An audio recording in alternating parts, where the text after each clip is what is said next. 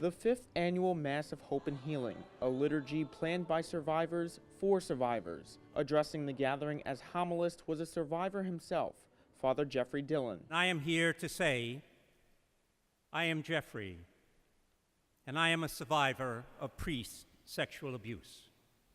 Father DILLON was abused when he was a Catholic school student in the late 1950s and early 1960s.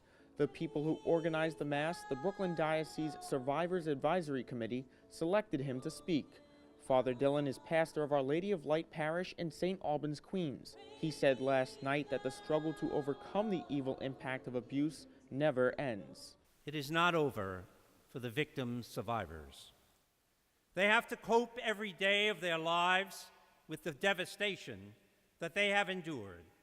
Brooklyn's Bishop Nicholas DiMarzio celebrated the Hope and Healing Mass. It's always a night that's moving because you know there are victims there, not identified, and they come with great faith and looking for healing and support from the community. He was assisted in concelebrating the liturgy by all the auxiliary bishops of the diocese, along with dozens of priests and deacons. In attendance, Jasmine Salazar, who is the diocese vice chancellor and victims assistance coordinator. She says the Mass drew people from Brooklyn, Queens, and beyond, and those Catholics from elsewhere were impressed with the outreach of the Brooklyn Diocese in offering hope and healing. The ones that were from other dioceses mentioned, I haven't had a priest that has even reached out to me. They were moved, like, oh, okay, like, the priests do care, the bishops are involved, like, there is interest in this. Brooklyn deacon Phil FRANCO was abused when he was a teenager.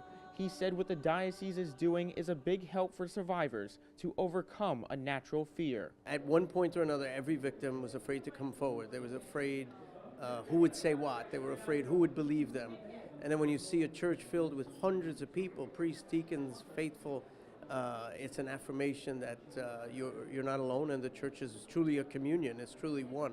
Father DILLON said that Christ shows the way forward by listening to Jesus. He always began by asking, what is it that you would like me to do?